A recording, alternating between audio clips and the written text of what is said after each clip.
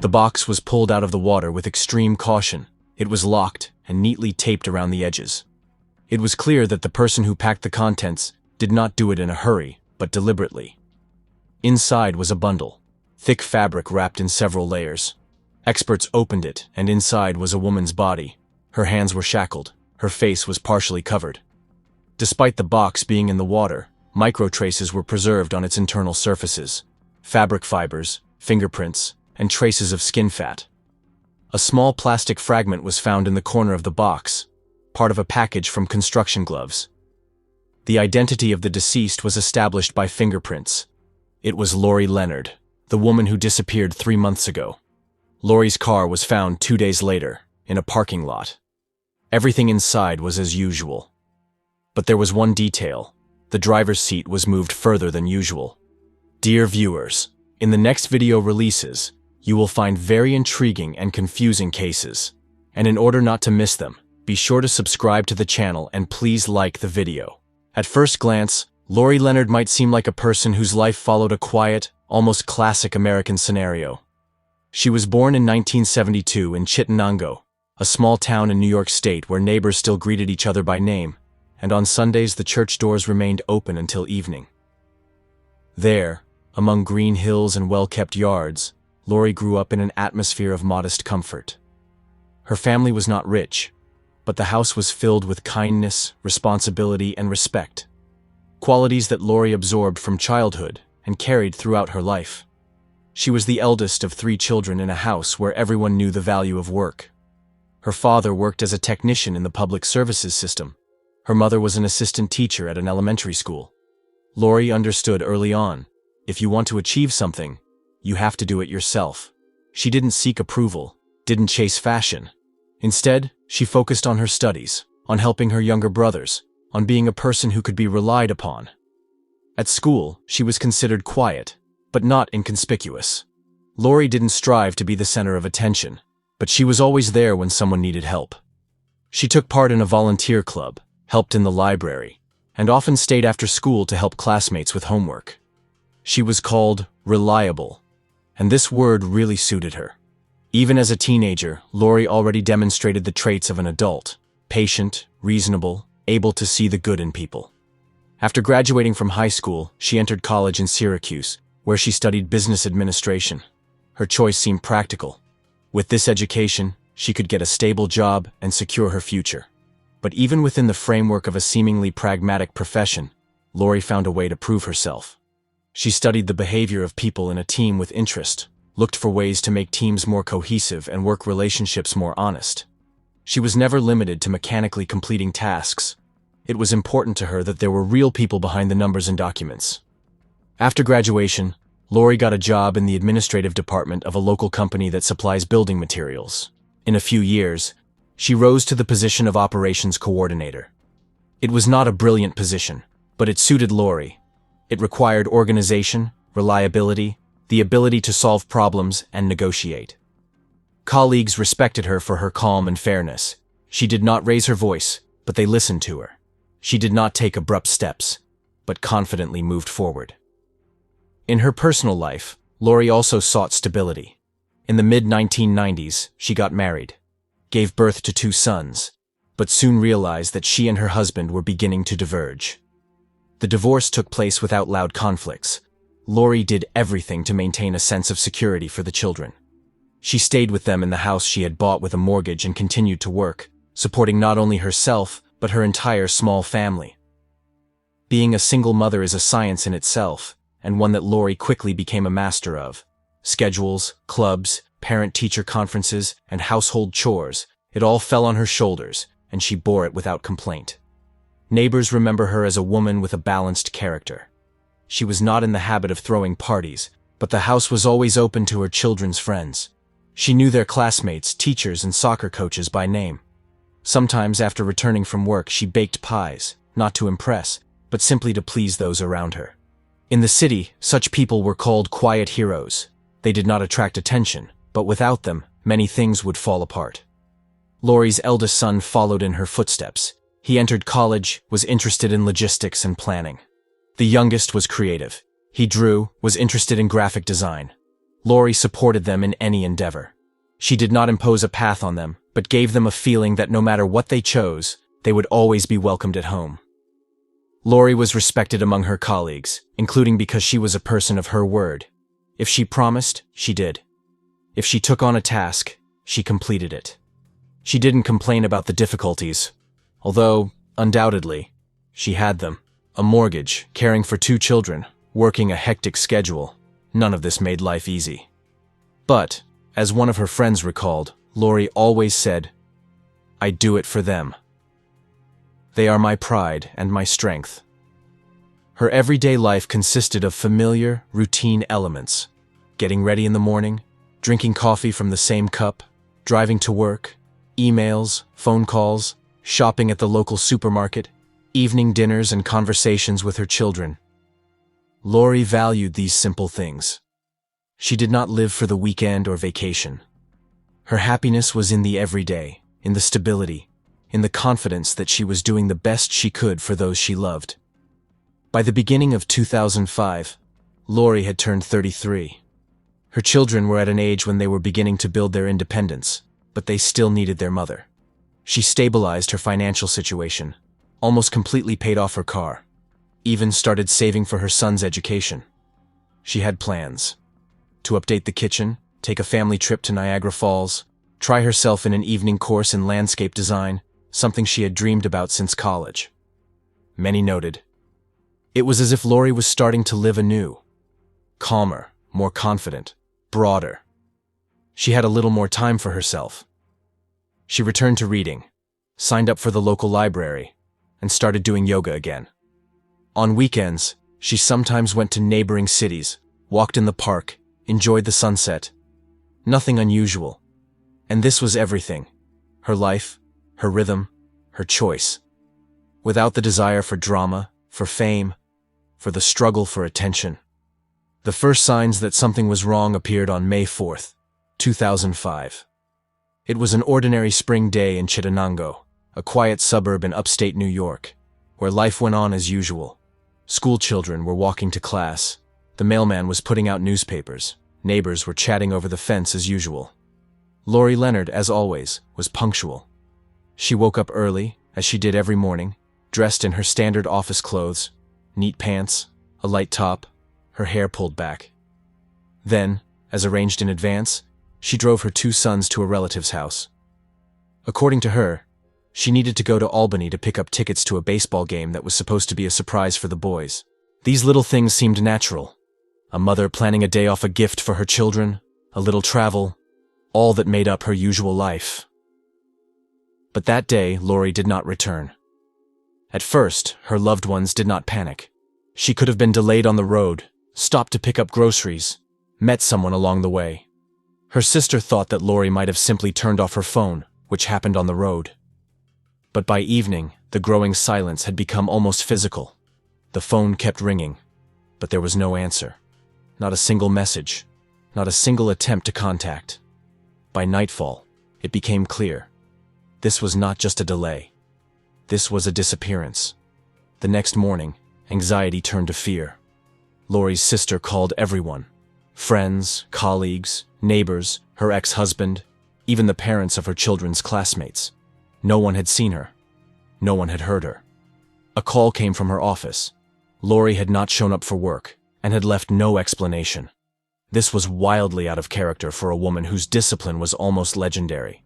In the house where she lived with her children, everything was in its place. No signs of a struggle, disorder, or panic. Her car was also missing. The police were quickly involved. While an adult has the right to disappear, they still couldn't ignore how unusual Lori's behavior was. At first, they decided to act quietly, conduct interviews, study recent phone calls, check bank transactions. Lori's car was found 2 days later, in a parking lot next to a small shopping center 30 kilometers from home. The car was locked. Inside, everything was as usual: a bag, children's drawings on the back seat, a coffee mug from a gas station. In the glove compartment were documents and receipts. At first glance, there were no signs of foul play. But there was one detail that immediately caught their attention. The driver's seat was moved further than usual. Lori was short, and with her height, she always moved the seat as far forward as possible. Someone else was driving her car. This was the first alarming link in a chain that was just beginning to come together. Friends and family began to act proactively. Flyers were printed. Search parties were organized. All possible witnesses were interviewed. Local TV stations covered the disappearance of the mother of two. Internet forums spread information, and users speculated. And yet, despite the growing attention, the case remained at a standstill. It was as if Lori had vanished between the moment she dropped off her children and the moment her car was parked. Over the next few weeks, a strange silence gradually settled over the city. Relatives continued to hope for the best. The police were working, but no new information was coming in. Lori's phone remained switched off.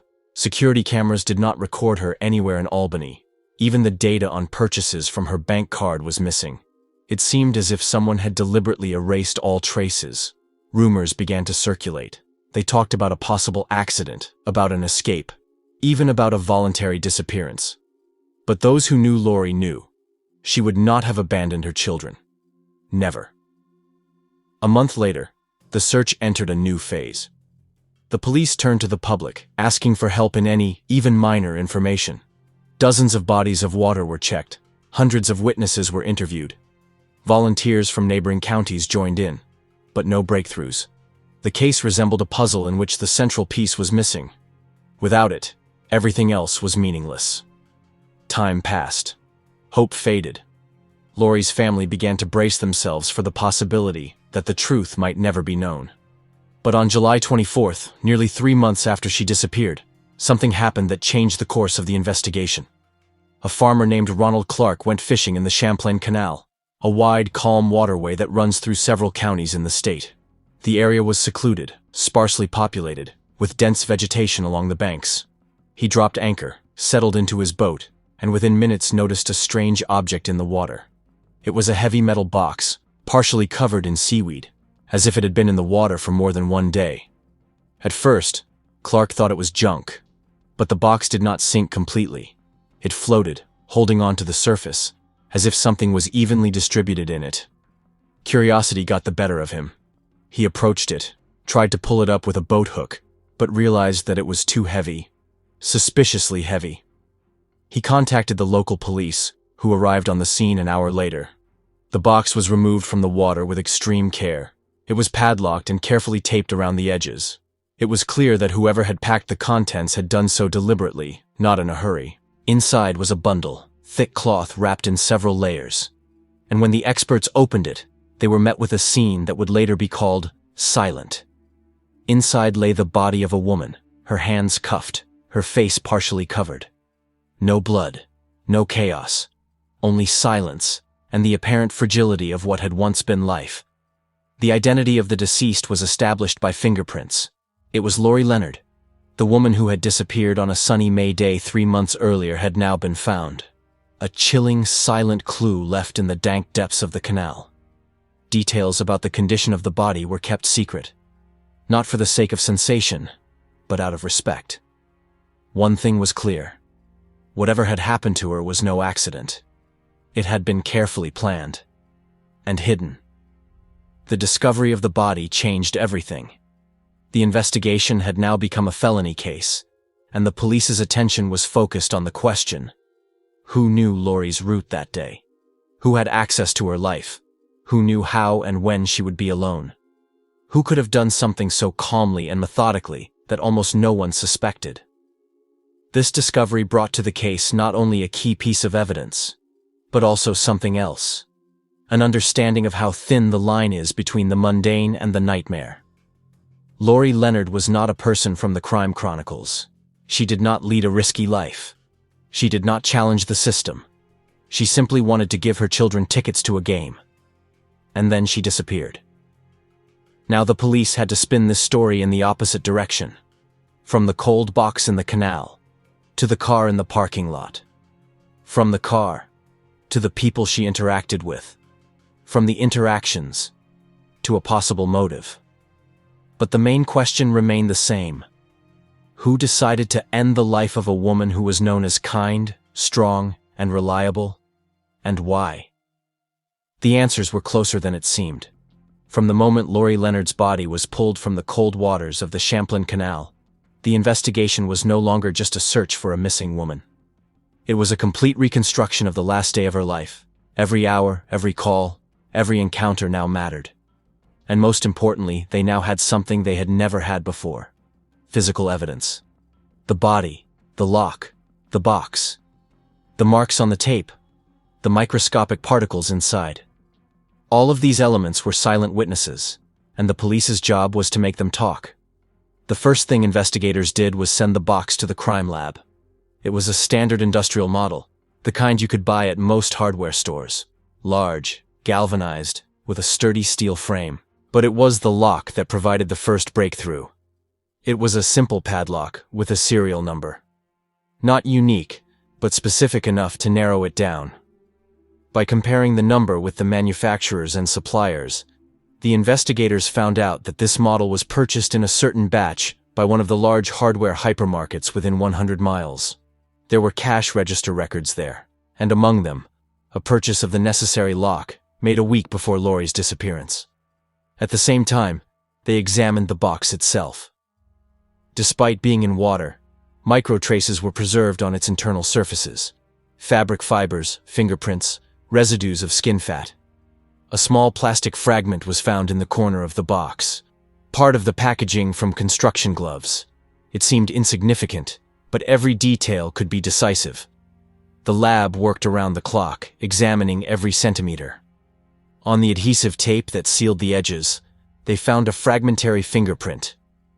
It could not be restored completely, but enough to begin a search through databases.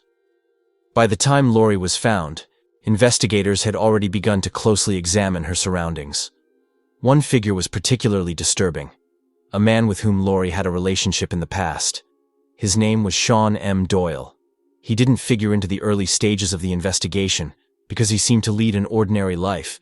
He worked for a trucking company, had no current criminal record, and had no history of suspicious activity. But something made the detectives wary. When they began to reconstruct Lori's route on the day of her disappearance, it turned out that between the point where she left the children and the place where her car was found, there was a road that passed near Doyle's house. Moreover, one of the witnesses, a truck driver driving across the highway, remembered seeing Lori at a gas station where she was talking on the phone and seemed tense. He didn't hear the words, but he remembered a man who approached her and said something. A few days later, he pointed out Doyle in a photograph. That moment became the starting point. The investigation brought up everything that had to do with Sean. Police reports, complaints, closed cases. And there was an alarming episode. In 1996, he was arrested on charges of assaulting a woman. Her name was C.C. Opanowski. Then he illegally entered her home, held her, used force.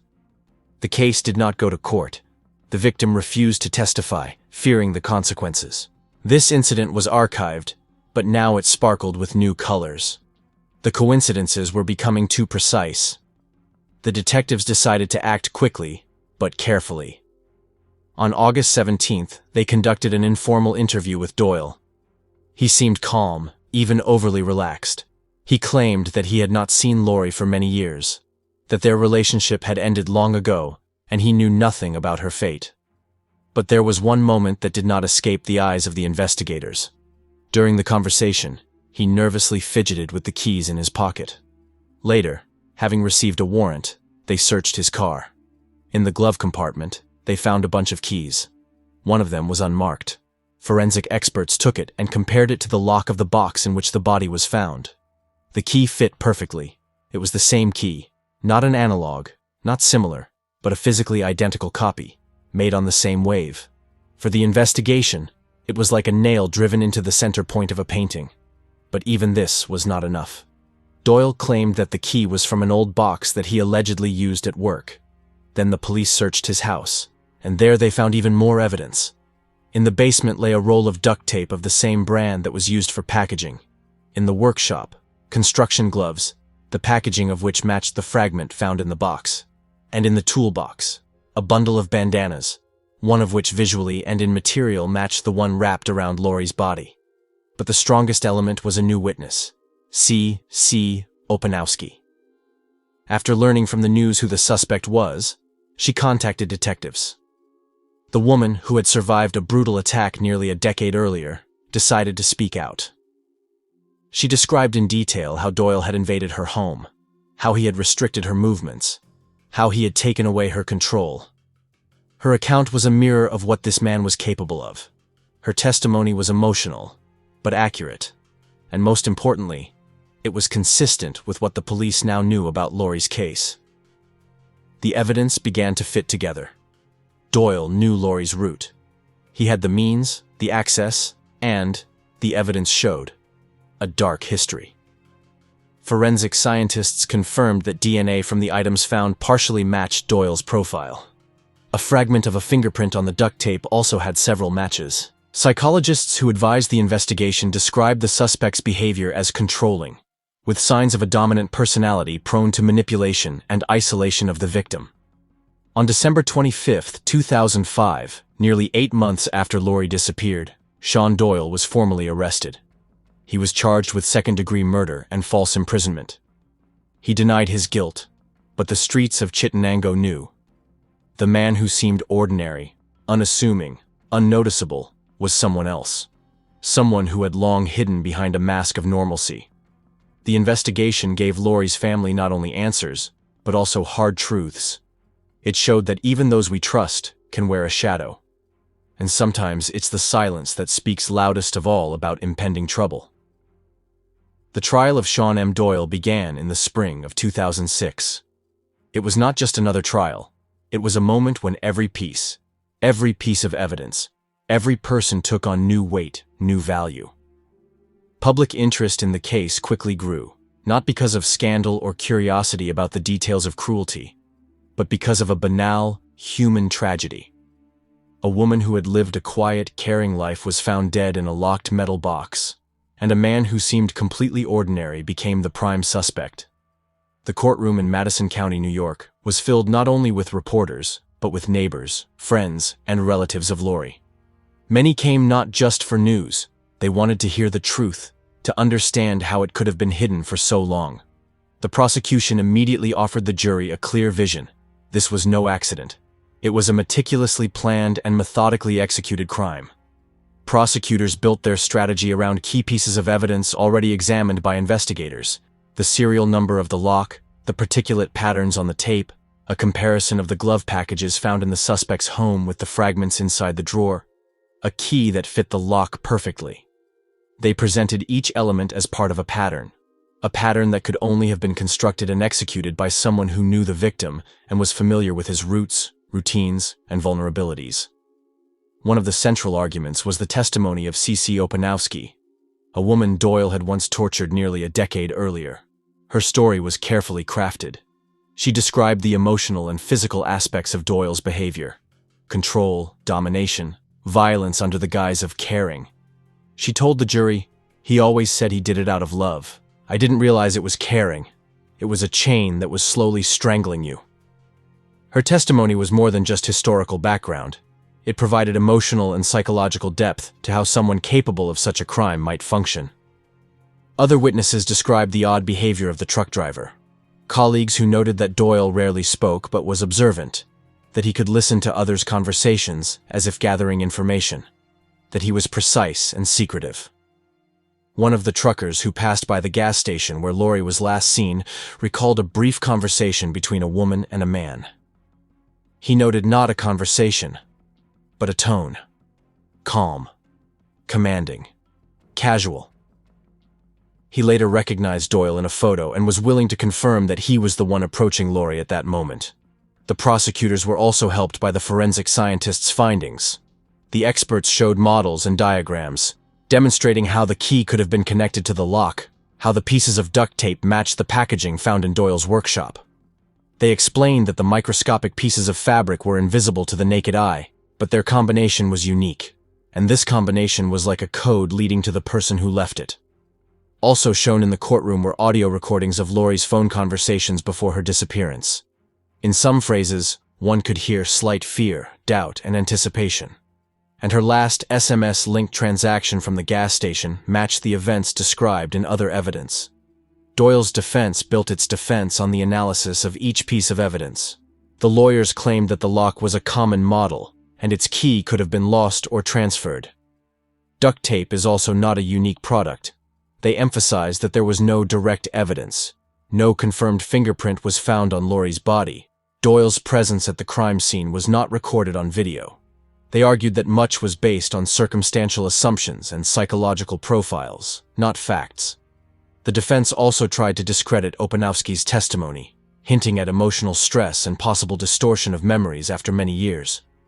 But as the trial progressed, it became clear that although there were doubts, they collapsed one after another under the pressure of numerous circumstances. Every vulnerability of the defense, be it the type of lock, the type of tape, the key, turned into an argument for the prosecution. All these details came together precisely in his life and space, precisely at that moment, precisely in this context. And even if it was impossible to call any one element absolutely exclusive, their totality left no room for other logic. By the middle of the trial, the focus of attention gradually shifted. Witnesses from Doyle and Lori's circle began to testify. Former colleagues, acquaintances, neighbors. The local librarian recalled that Lori had once told her about an old partner with whom she still had questions. A neighbor recalled that Doyle had once been too persistent in trying to talk to Lori when she returned home. All these little things gradually came together to form a larger picture. The system of evidence became like a biography of a cold-blooded plan that had been built up until the moment of disappearance. The jury retired to the deliberation room for 4 days. These days became dramatic.